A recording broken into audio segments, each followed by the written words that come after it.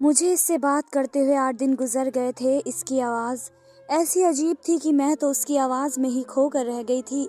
उसकी बातों ने मेरी नींद ही उड़ा के रख दी थी। कौन कहता है कि मर्द ही औरत की मोहब्बत में पागल हो जाता है, दीवाना हो जाता है, मर्द उसका आशिक बन जाता है। मैं एक लड़की होकर उसकी आवाज़ की दीवानी थी।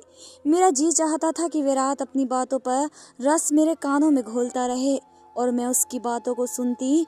मेरी उम्र 17 साल की थी और मैं 12वीं क्लास में पढ़ती थी। नई नई जब कॉलेज में गई तो तब से लड़कियों की बातों ने तो मेरी दिलचस्पी से पढ़ाई हटा दी थी और दूसरी तरफ कर दिया था। मेरे दोस्तें अक्सर मुझे अपनी बॉयफ्रेंड के बारे में किस्से कहानियाँ सुनाती थी। बड़ी दिलचस्पी से मैं उनकी बातें सुनती थी। एक बार मेरी दोस्त परी मुझसे कहने लगी कि तुम क्या खामोशी से हमारी बातें सुनती रहती हो, अपनी भी तो कोई बातें सुना दिया करो। उसकी बात सुनकर मैंने एक ठंडी आह भरी थी। मैंने कहा, मेरी कौन सी बात है, मेरा ऐसा कोई चक्कर नहीं है। मेरी बात सुनकर उसने हैरत से कहा था, कहने लगी, तुम इतनी खूबसूरत हो, ऐसा कैसे मुमकिन है कि कोई लड़का तुम्हारे हुस्न का दीवाना ना हो। मैंने कहा कि मैंने कभी देखने की कोशिश नहीं की। सच तो ये था कि अंदर ही अंदर मुझे इन सब बातों से डर भी लगता था। वह मुझे कहने लगी, तुम तो पागल हो, अरे तुम्हारे मोहल्ले में इधर उधर के बहुत से लड़के रहते होंगे, उन्हें देखा करो, उनको देखकर स्माइल पास क्या करो। अब वह दूर नहीं है कि लड़के लड़कियों के पीछे पीछे घूमते रहें। जब तक लड़कों को लड़कियों की तरफ से रिस्पांस नहीं मिलता वह भी आगे नहीं बढ़ते। इसके बाद मैं घर आकर जब रात को सोने के लिए अपने कमरे में लेटी तो मुझे लगा कि परी की बात ठीक है। मेरी सब दोस्तों की किसी न किसी के साथ दोस्ती है, किसी के अपने कजिन के साथ अफेयर चल रहे हैं तो किसी के मोहल्ले में, और एक मैं हूँ। इतनी खूबसूरत होने के बावजूद कोई बॉयफ्रेंड ही नहीं है। दोस्ती करने में तो कोई हर्ज नहीं होता, बस एक दोस्ती ही तो करनी है। मेरे माँ पापा दोनों ही जॉब करते थे। मैं जिस उम्र के हिस्से में थी मुझे अपनी माँ की तवज्जो की ज़रूरत थी ताकि वे मुझे अच्छा और बुरा समझा सकें, लेकिन उनके पास तो वक्त ही नहीं था। मेरे पापा और माँ दोनों ही ऑफिस में जॉब करते थे और शाम को जब वे घर आते तो मेरी माँ किचन के कामों में बिजी हो जाती और पापा अपने कामों में बिजी हो जाते। पूरा दिन मुझे बस यही इंतज़ार रहता कि कब मेरे माँ बाप घर आएंगे तो मैं उनसे बातें करूंगी, लेकिन यह मौका मुझे नहीं मिलता। जब मैं 10th में थी तो मेरी दिलचस्पी अपनी पढ़ाई पर थी, लेकिन कॉलेज में रोमांटिक नॉवल पढ़ने लगी थी। अपने दोस्तों से छुप छुप कर मैं रोमानी रसीले नॉवल लेकर आई थी, लेकिन जब मैं उनको पढ़ती थी तो हीरो हीरोइन के सीन पढ़कर मेरे दिल में कुछ अलग से जज्बात उभरने लगते थे। कई बार तो हीरो हीरोइन के ऐसे ऐसे सीन लिखे होते थे जिन्हें पढ़कर मेरे पसीने छूट जाते थे। एक बार मेरे मोबाइल पर एक अननोन नंबर से कॉल आई। रात का 1 बज रहा था। मैंने फ़ोन उठाया तो आवाज़ किसी आदमी की थी। आवाज़ क्या थी, जादू था उस शख्स की आवाज़। इसका बात करने का अंदाज ऐसा था कि मैं चाहकर भी फ़ोन नहीं बंद कर पाई। वे मुझे किसी के बारे में पूछ रहा था कि क्या यह शैला का नंबर है। मैंने कहा जी नहीं। फिर कहने लगा कि फिर किसका नंबर है। उसके सब सवाल पर मुझे फ़ोन बंद कर देना चाहिए था, यह कह देना चाहिए था कि ये रॉन्ग नंबर है, लेकिन मैंने झट से अपना नाम बता दिया। मैंने कहा यह परी का नंबर है। मेरी ये बात सुनकर वह हंसने लगा, कहने लगा, आपकी आवाज़ बहुत अच्छी है, मुझसे दोस्ती करेंगी। यह सुनकर तो मेरे दिल की रफ्तार लगाम घोड़े की तरह भागी थी। ना मैंने उसे कोई जवाब दिया, ना ही मेरा दिल चाहा कि मैं फ़ोन बंद कर दूं। मुझे अपनी दोस्त मीरा की बात याद आने लगी कि अगर ऐसा मौका मिले तो हाथ से जाने मत देना। अरे यही तो दिन होते हैं एंजॉय करने के। उसके बाद मुझे अपनी पढ़ी हुई कहानी का एक सीन याद आने लगा जहां हीरो हीरोइन की मोहब्बत की दास्तान एक टेलीफोन से हुई थी। मैंने कहा कि मैं आपको जानती नहीं हूं तो दोस्ती क्यों करूं। मैंने जानबूझकर बात बढ़ाई थी। वे कहने लगा, इसलिए तो कह रहा हूं कि दोस्ती कर लीजिए, दोस्ती करेंगी तो तभी तो जान पहचान बढ़ेगी। मैंने कुछ नखरे दिखाने के बाद उससे दोस्ती करने की हामी भर ली। मैं बेहद खुश थी। मुझे तो यूं लग रहा था जैसे कि मैंने पूरी दुनिया को अपनी मुट्ठी में कर लिया हो। बहरहाल गुनाह की ऐसी ही बुरी चीज़ होती है, जितना गुनाह करने लगो उसे करने में मज़ा आने लगता है। मेरे साथ भी ऐसा ही हो रहा था। पछतावा तो इंसान को बाद में होता है। मुझे अभी 8 दिन ही उस शख्स से बात करते हुए थे कि उसने जो फरमाइश मेरे सामने रखी मैं तो समझ नहीं पा रही थी कि जवाब क्या दूं। कहने लगा कि अपनी तस्वीर व्हाट्सएप करें, मैं तुम्हारे चेहरे को देखना चाहता हूं। मुझे यकीन है कि जैसी तुम्हारी आवाज़ खूबसूरत है तुम भी बहुत खूबसूरत होंगी। ये सुनकर मैं सोच में पड़ गई कि क्या करूं क्या ना करूं। मैंने सोचा कि मुझे मीरा से पूछना चाहिए। मैंने अगली रोज़ कॉलेज में झिझकते हुए मीरा को अपना हमराज बना लिया। मेरी बात सुनकर वे बेहद खुश थी। कहने लगी, तुमने बड़ा अच्छा काम किया है। अरे यही तो दिन होते हैं हवाओं में उड़ने के और मज़े करने के। कहने लगी कि तुम घबराओ मत और अपनी तस्वीर उसे भेज दो। मैंने कहा कि बस मुझे ये डर है कि मैं अपनी तस्वीर भेजना मैं समझ नहीं पा रही थी कि मुझे क्या करना चाहिए। मेरी माँ से मेरा दोस्ताना माहौल ना था कि अपनी हर बात उनको कह सकती हूँ। वह तो कुछ सुनती ही नहीं थी, ना कभी मेरे पास बैठती थी। जब भी मैं उनसे बात करने के लिए उनके पास बैठती तो वह अपने पर्स से ढेर सारे पैसे निकाल कर मुझे पकड़ा देती और कहती कि और ज़रूरत हो तो बता देना। अपनी पढ़ाई पर तवज्जो दो। उसके बाद वह अपने कमरे में चली जाती। मेरे माँ बाप बस खाने के दौरान ही मुझसे कुछ देर बात करते थे और वह भी ये कहकर कि तुम्हारी पढ़ाई कैसी चल रही है, सब ठीक है, पैसों की ज़रूरत हो तो मुझे बता देना। कभी कभी मैं सोचती थी कि शायद मेरी माँ की मुझसे बस यही रिश्ता है कि मुझे मेरी हर ज़रूरत की चीज़ मंगा सके और पूरी कर दे, लेकिन उनके पास मुझे देने के लिए वक्त नहीं था। मुझे अच्छा बुरा बताने के लिए वक्त ना था। मैंने अपनी दोस्त की बात मान ली और अपनी एक तस्वीर खींचकर उस शख्स के नंबर पर व्हाट्सएप कर दी। कुछ देर बाद ही मेरा उस तस्वीर पर दिल का इमोजी बना हुआ था। उसके बाद वे कहने लगा कि देखा, मुझे मालूम था कि तुम बेहद ही खूबसूरत हो। मैंने भी उससे कहा कि मुझे तुम्हारी तस्वीर देखनी है। वह कहने लगा कि तुम्हें मैं तस्वीर नहीं दिखाऊंगा, मैं तो तुम्हारे सामने लाइव आकर तुम्हें दिखाऊंगा कि मैं कैसा हूँ। अब अक्सर वह मुझे मेरी तस्वीर मांगता और मैं उसे दे देती, लेकिन एक बार वह मुझसे कहने लगा कि अगर तुम काले रंग की मैक्सी पहनो तो और भी ज़्यादा हसीन लगोगी। कभी कहता कि लाल रंग तुम पर बहुत ही अच्छा लगेगा। ये सुनकर मैं ब्लश हो जाती। अब उसकी बातें मेरा चैन चुराने लगी थी। उसकी मोहब्बत में मैं धीरे धीरे मैं इस कदर गिरफ्तार हो चुकी थी कि लगता था कि उसके बगैर मैं जी ही नहीं पाऊंगी। उसकी बातें मेरे होश उड़ाने लगी थी। चंद दिनों बाद ही मेरी ग्रेजुएशन के पेपर होकर अब मैं सेकंड ईयर में आ गई और मेरी उम्र भी 18 की हो गई। जब मैंने उसको बताया कि मैं 18 की हो गई हूँ तो कहने लगा कि मुझे अपने घर का पता बताओ, मैं तुम्हें बहुत कीमती एक तोहफा भेजूंगा। लेकिन मैं पता बताने से कतराने लगी। मेरे अंदर कहीं ना कोई डर ज़रूर होता था, लेकिन जब भी मैं मीरा को से राय मांगती वह कहती कि दे दो, वह तुमसे इतना प्यार करता है, तुम्हें इसके प्यार पर शक नहीं करना चाहिए। मैंने इस शख्स को अपना पता दे दिया, लेकिन मैंने कहा कि मुझे वे दिन के वक्त तोहफा भेजे क्योंकि शाम में मेरे बाबा आ जाते हैं। उसने कहा कि तुम्हें तुम्हारा तोहफा कुछ दिन बाद मिल जाएगा। मुझे शिद्दत से इसके तोहफे का इंतज़ार था। उस वक्त ही एक शख्स दरवाजे पर दस्तक देने लगा। मैं फ़ौरन से दरवाजे के पास भाग कर गई और पूछा कि कौन है, तो कहने लगा आपका तोहफा आया है। मैंने फ़ौरन से दरवाज़ा खोला। अब एक 50 से 55 साल के लगभग आदमी था। उसके हाथ में एक गिफ्ट था। मैंने वे गिफ्ट पकड़ लिया। वह आदमी मुझे ऐसी नज़रों से देख रहा था कि मैं नर्वस हो रही थी। मैंने नर्वस से उसकी तरफ देखा और दरवाज़ा बंद कर दिया। जब वह तोहफा अपने कमरे में जाकर खोला तो मेरे होश उड़ के रह गए। वह एक खूबसूरत मैक्सी थी जो कि लाइट पिंक कलर की थी, लेकिन इसका गला आगे पीछे दोनों तरफ से काफ़ी गहरा था। मुझे वह मैक्सी तो बहुत पसंद आई, लेकिन मैं ये सोच रही थी कि मेरी माँ ने वह मैक्सी मेरी अलमारी में देख ली तो पूछेंगी कि इतनी फैंसी मैक्सी तुम्हारे पास कहाँ से आई, तो मैं क्या जवाब दूंगी। मैं भी यही सोच रही थी कि जब मेरे मोबाइल पर बेल बजने शुरू हो गई, देखा तो राहुल का नंबर था। इस लड़के का नाम राहुल था। मैंने फ़ौरन से मुस्कुराते हुए फ़ोन उठा लिया और कहने लगा तुम्हें तुम्हारा तोहफा पसंद आया। मैंने कहा हाँ, तोहफा बहुत पसंद आया। कहने लगा तो फिर तोहफा देने वाले का हक भी अदा करो। मैं उसकी बात समझ नहीं पाई। वह कहने लगा कि मुझे तुम्हें इन कपड़ों में देखना है। ये सुनकर तो मैं घबरा गई। मैंने कहा तुम कैसे देख सकते हो। वह कहने लगा वीडियो कॉल पर देखो, इनकार मत करना वरना मैं तुमसे नाराज़ हो जाऊंगा। जैसे ही वीडियो कॉल की बेल बजी मेरा दिल ज़ोरों से धड़कने लगा। मैं बहुत ज़्यादा नर्वस थी। पहली बार जब इसे फेस टू फेस देखना था। दिल में तो मेरे भी बहुत बेचैनी थी कि मैं भी उसे देखूंगी, वे कैसा है। मैंने अपना दिल थामा और वीडियो कॉल रिसीव कर ली। लेकिन ये क्या, सामने बिल्कुल अंधेरा था। कुछ भी दिखाई नहीं दे रहा था सिवाय दो अंधेरे कि शायद कमरे की लाइट बंद थी।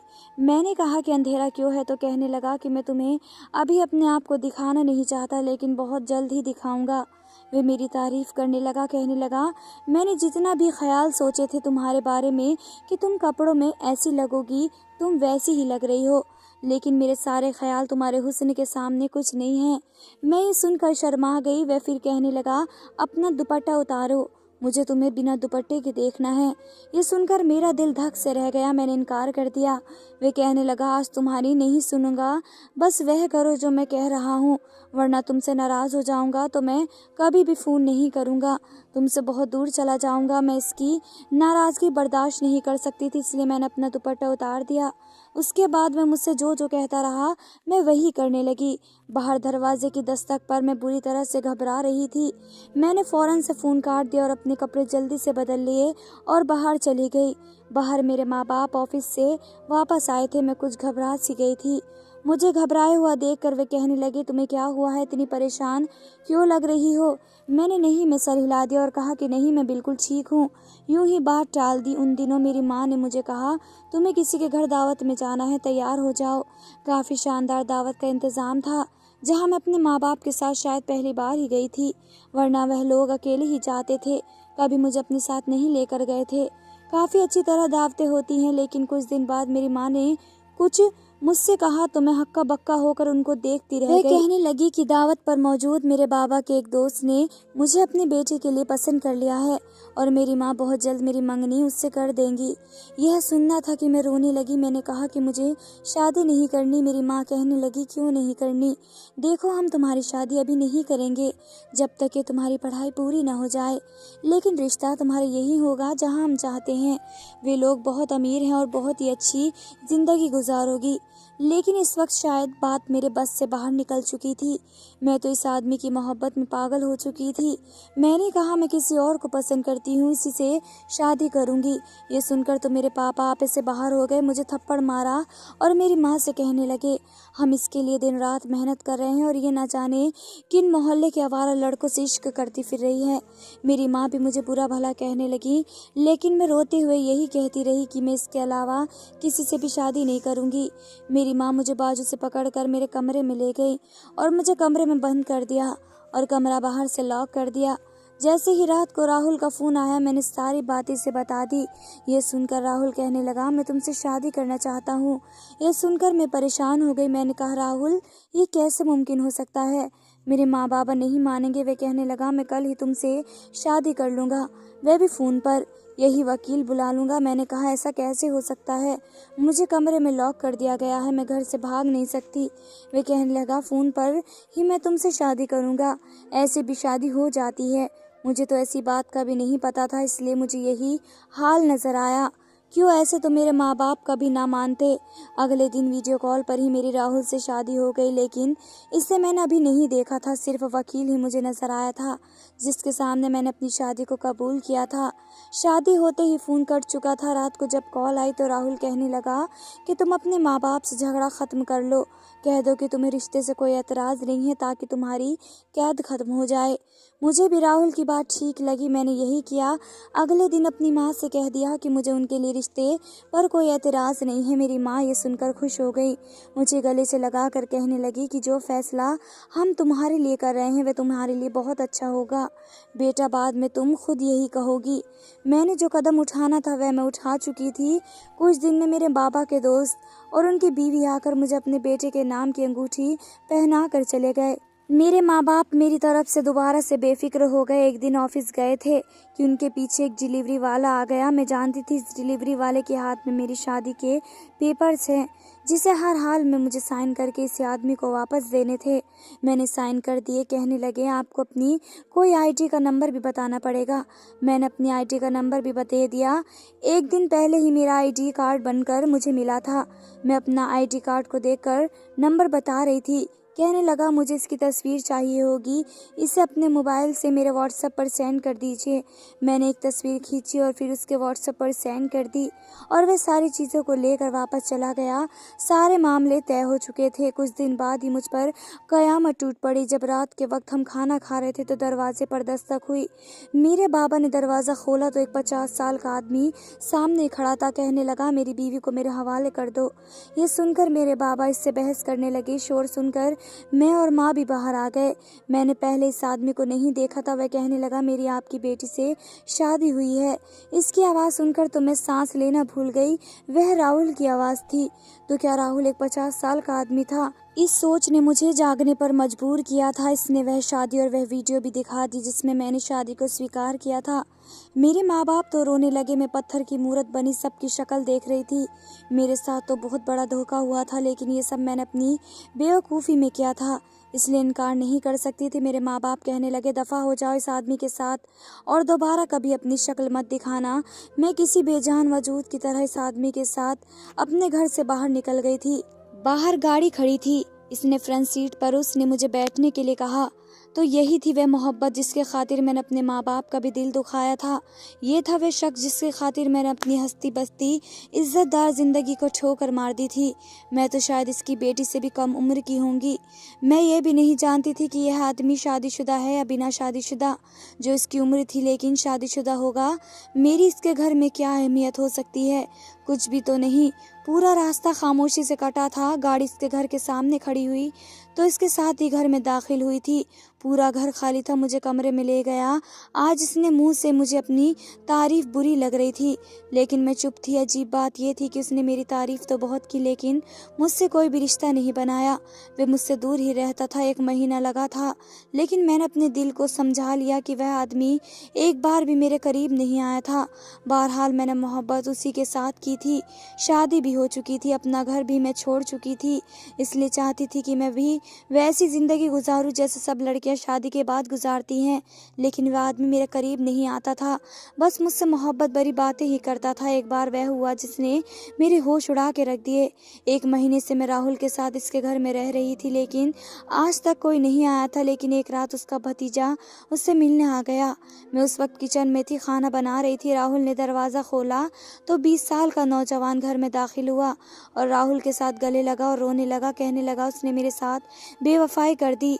चाचा, मैंने इसे दिलो जान से चाहा था, इसके घर रिश्ता भी भेजा था, लेकिन ना जाने में किसकी बात कर रहा था। मैं किचन से बाहर आई तो राहुल की मेरी तरफ पीठ थी। उसका भतीजा उसके गले लगा हुआ था जो मेरे सामने था। जैसे ही उसकी नज़र मुझ पर पड़ी तो कहने लगा, तुम यहाँ? मैं उसे देखने लगी। वह राहुल से पीछे हटकर मुझे हैरत से देखने लगा।